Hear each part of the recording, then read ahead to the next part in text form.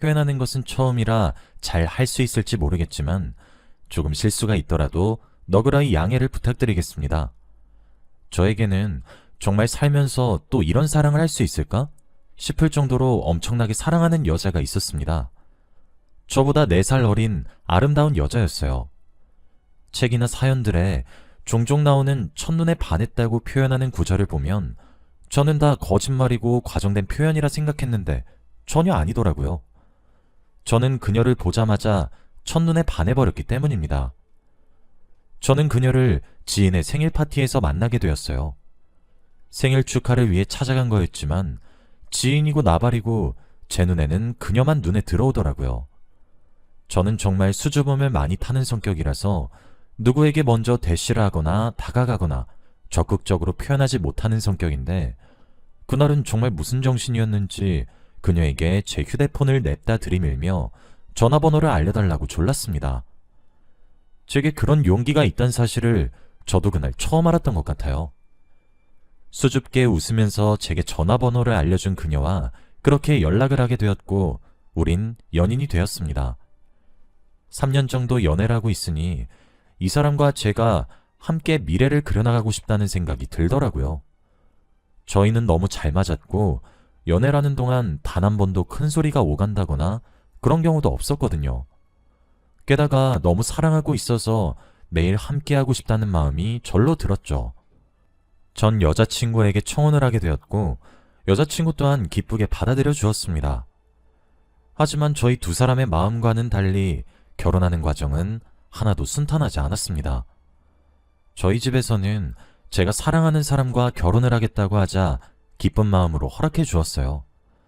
하지만 그에 비해 여자친구네 집에서 허락을 받는 것은 전혀 쉽지 않았죠. 결혼을 반대하는 이유는 가정 형편 때문이었습니다. 저희 집은 가난합니다. 아버지는 일용직으로 하루를 벌면 그 하루를 우리 가족을 먹여 살리셨고 저희 어머니는 온갖 자빌들을 도맡아 하면서 돈을 버셨어요. 먹고 싶은 것을 마음껏 먹지 못했고 갖고 싶은 것, 하고 싶은 것 전부 마찬가지였어요. 저는 포기하는 방법을 가장 빨리 배웠었어요. 그래서 어렸을 때부터 공부만이 살 길이라고 판단을 했습니다. 학원을 갈 수도 없었기 때문에 잠을 줄여가며 코피를 쏟아가며 정말 악으로깡으로 공부하고 또 했어요. 대학을 가게 되었을 때 연세대와 고려대 둘 다 합격했지만 돈이 없어 가지 못했습니다. 전액 장학금을 줄 수 있는 곳으로 바꿔서 가야 했거든요. 대학에 입학하면서 이제 저도 남들처럼만큼은 아니어도 여유를 가지겠거니 했는데 어머니가 갑자기 아프시게 되는 바람에 아르바이트로 돈을 벌어야 했습니다. 그러던 와중에 제 밑으로 둘이나 있는 동생들도 챙겨야 했고 공부까지 해야 했죠. 좋은 곳에 취업해 돈을 많이 벌어야 했거든요. 다행히 굉장히 좋은 대기업에 입사할 수 있게 되었습니다. 저는 제가 대기업에 입사해서 돈을 남들보다 조금 더 벌게 되면 저희 집의 가난이 끊어질 줄 알았습니다. 하지만 가난은 그렇게 쉽게 떨쳐낼 수 있는 것이 아니었죠. 항상 아등바등 살았어요. 너무 힘들었는데 힘들다고 말을 하고 주저앉을 수가 없었어요. 대기업에 입사해서 돈 잘 버는 장남인 저만 바라보는 부모님과 동생들의 시선이 숨통을 조여왔지만 외면할 수가 없었거든요. 부모를 원망하지 않았다고 하면 거짓말이겠지만 그렇다고 원망만 하고 있을 수도 없었습니다. 전 그렇게 항상 무언가를 양보했고 포기했고 단념하는 삶을 살아온 사람이었어요. 하지만 여자친구는 그런 저와 정반대의 삶을 살아왔더군요. 여자친구와 연애를 하는 내내 조금 부유하다고 조금씩 느끼고 있었던 것 같아요. 여자친구의 아버지는 해외에서 일을 하고 계셨고 여자친구는 한국에서 어머니랑 둘이서 살고 있었는데 자주 백화점에 가서 쇼핑을 했고 가방도 자주 바뀌었죠. 돈을 쓰는 씀씀이도 많이 달랐습니다. 저는 소고기를 먹으러 갈 때도 이 돈이면 돼지고기가 몇 인분이지? 하면서 먹는데 여자친구는 그저 행복하게 즐기면서 먹더라고요. 그게 참 내심 부러웠죠. 지금부터 여자친구네 어머니를 편의상 장모님이라고 지칭하도록 하겠습니다. 저희 집 가정 형편을 아셨던 장모님께서는 결혼하고 싶다고 허락을 받으러 온 그날 제게 그러시더라고요. 난 우리 딸 가난한 곳에 시집 보내고 싶은 생각 없어. 자네가 대물림에서 받은 가난을 왜 소중한 우리 딸이 함께 책임을 져야 하는 건가? 그럼 자네는 우리 딸의 삶의 질을 정말 떨어뜨리지 않고 이대로 유지할 자신은 있는가? 자네 집 정말 가난하지 않은가? 참, 가난하면서 애는 왜 줄줄이 낳았는지. 아무렇지 않게 가난한 사람은 싫으시다는 말, 가난은 끊을 수 없다는 말, 형편을 생각지 않고 아이를 왜 줄줄이 낳았는지. 전부 제가 과거에 했던 생각이었고 원망이었지만 생판 남의 입으로 그런 말을 듣는다는 것이 정말 치욕스러웠고 가슴에 비수가 되어 날아 꽂히더군요. 하지만 여자친구를 위해서 모든 것을 참을 수 있었어요. 그러나 장모님께서는 제가 가난해서 싫다고 제게 모멸감을 주면서 비아냥거리시며 극구 반대를 하셨죠. 장모님을 만나고 돌아오는 날이면 술에 손이 참 많이 가더군요. 그러던 어느 날이었습니다. 여자친구가 갑자기 저더러 점을 보러 가자고 하더라고요. 그 말을 들으니 그런 것에라도 의지해서 어떻게 장모님을 설득시킬 겸 물어볼까 싶기도 하고 눈을 반짝이면서 우리 궁합을 점치러 가자고 하는 여자친구가 너무 귀여웠어요. 제가 고개를 끄덕이며 알겠다고 하자 여자친구는 장모님께서 엄청 용한 곳을 알려주었다고 앞장서더군요. 그렇게 따라간 곳은 조금 허름한 주택으로 보이는 곳이었고 마당에는 종이연꽃과 색동천들이 휘날리고 있었죠. 그리고 대문 앞에서 장모님이 저희를 기다리고 있었어요. 저는 정말 깜짝 놀라 여자친구를 쳐다봤는데 여자친구 또한 영문을 모르는 눈치더라고요. 알고 보니 여자친구가 점을 보러 가겠단 말을 듣고 이곳을 소개해 주신 이후에 점집에 물어 저희가 오는 시간을 알아내신 거였어요. 안녕하십니까 장모님. 내가 왜 자네 장모님인가? 인사를 드려도 찬바람이 쌩쌩 부시는 장모님의 모습에 머쓱했지만 여자친구가 나서서 분위기를 중화시킨 이후 셋이서 함께 들어가게 되었습니다. 안에 도착하니 정말 무섭게 생긴 무당이 앉은 채로 저희를 반겨주었어요. 부채로 얼굴의 절반을 가리고 눈만 빼꼼히 보였죠. 짙은 화장의 탓인지 찢어진 눈으로 저를 보는데 노려보는 것만 같았어요. 초록 저고리에 빨간 치마를 입고 있었습니다. 포스에 압도되어서 그런지 귀가 절로 죽더라고요. 무뚝뚝하게 태어난 시간이나 생일이나 이것저것 물어보셨고 저는 대답했습니다. 바로 그때 얼굴을 가리고 있던 부채를 탁 접어 내려놓더니 딸랑이 방울 같은 걸 한 손에 쥐었죠. 그리고는 자리에서 일어나 미친 듯이 흔들면서 알 수 없는 방언을 하면서 눈을 뒤집기 시작했어요. 점괘를 왜 그딴 식으로 보는 것인지 진짜 너무 무서웠어요. 여자친구도 겁을 먹었는지 제 팔을 꼭 붙잡고 있더라고요.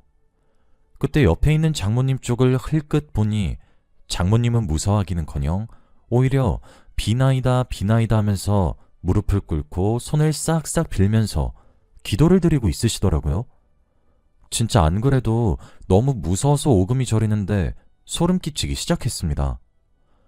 미친 듯이 알아들을 수 없는 말을 내뱉으며 짤랑짤랑거리며 방울을 흔들어대던 무당은 갑자기 모든 행동을 멈추었고 방울을 들고 있던 손을 천천히 내렸고 하늘을 향하던 고개도 천천히 내려 저를 보기 시작했어요.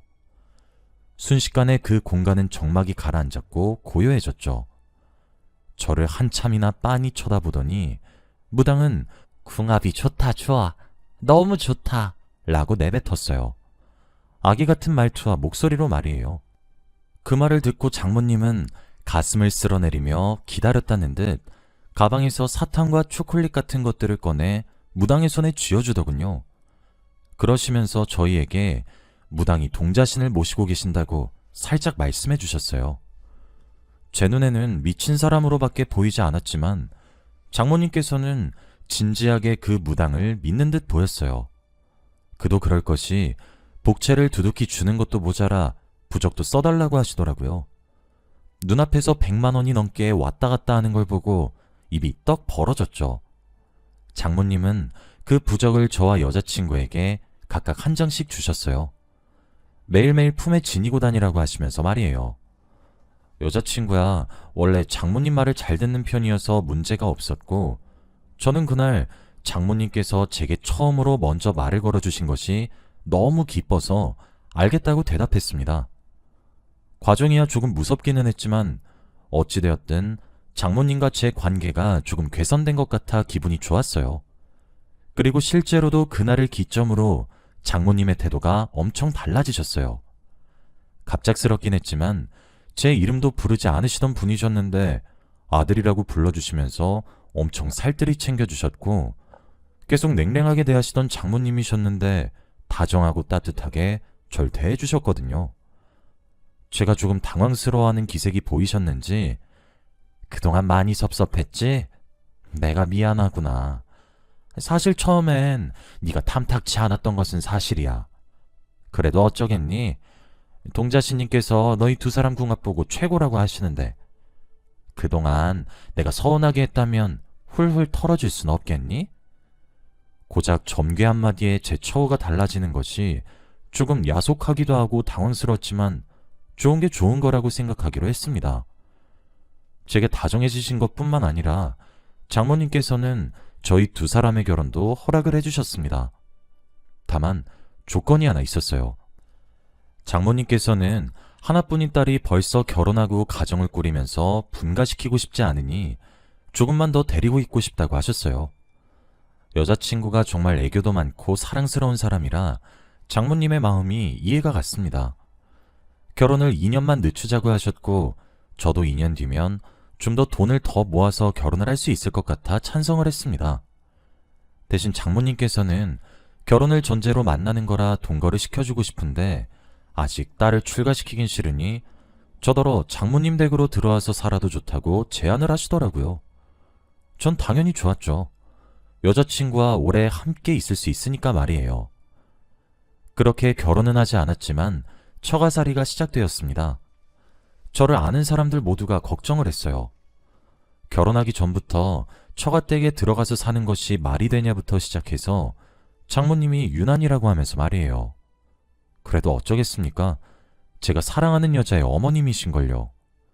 그리고 막상 장모님 댁에 들어가서 살아보니까 솔직히 이렇게 편해도 되나? 싶을 정도로 편했습니다. 장모님은 이제 저를 사위가 아닌 아들로 여기실 거라고 하시면서 보약을 지어오셨고 손수 챙겨주셨어요. 보약의 영양제에 출근하는 저를 배웅도 해주셨습니다. 제가 가끔 가다 부적 챙기는 것도 까먹을까 손수 저를 살펴주셨죠. 솔직히 매번 저녁마다 상다리가 부러져라 밥을 차려주시기도 했어요. 저도 사실 장모님 댁에 들어가서 살면서 눈치를 볼 줄 알았는데 전혀 그러지 않았어요. 오히려 저희 집보다 편하게 느껴졌죠.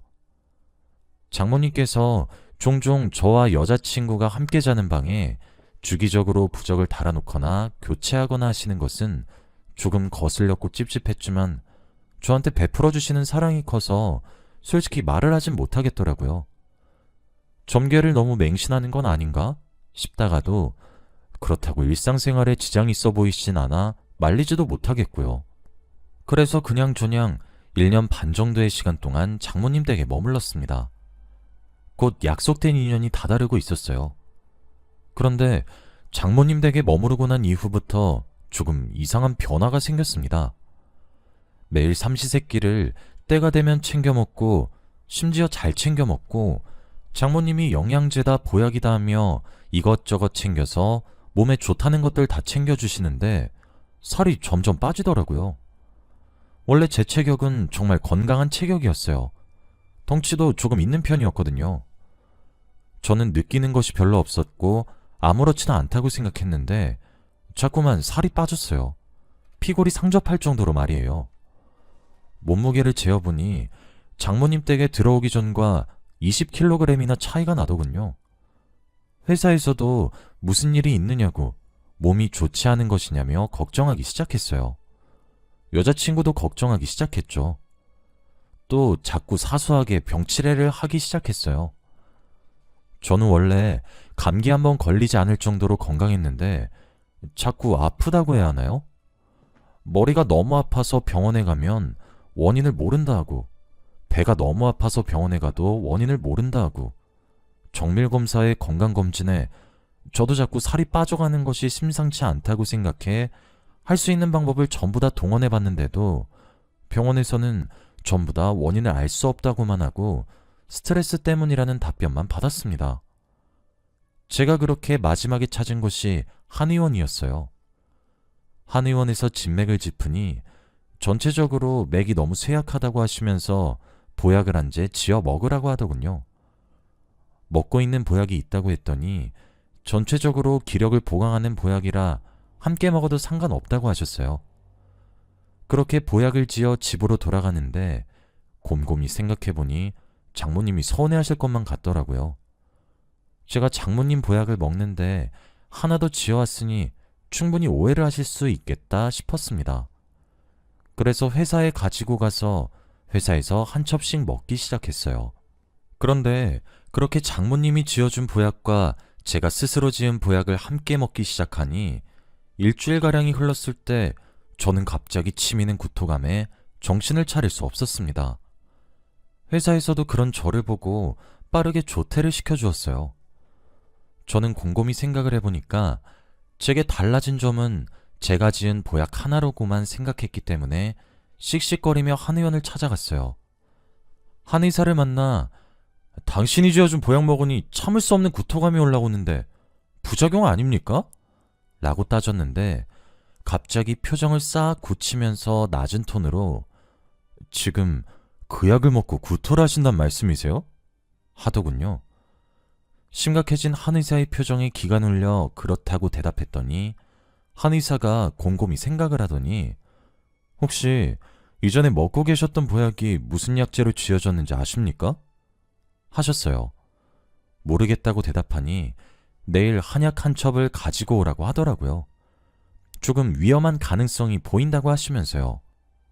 다음날 회사에 연차를 내고 몰래 장모님이 지어주신 보약을 한 첩 훔쳐서 한의원을 향해 달려갔습니다. 한의사는 제가 들고 온 보약을 컵에 따라 맛도 보고 냄새도 맡더니 소스라치게 놀랐더군요.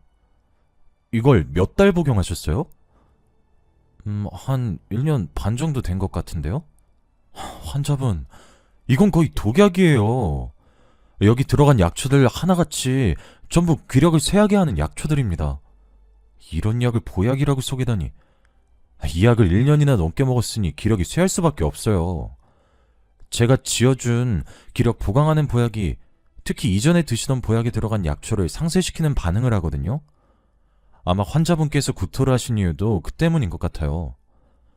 저는 한의사의 말에 머리를 한 대 맞은 것만 같았어요. 오히려 한의사의 말을 믿을 수가 없더라고요.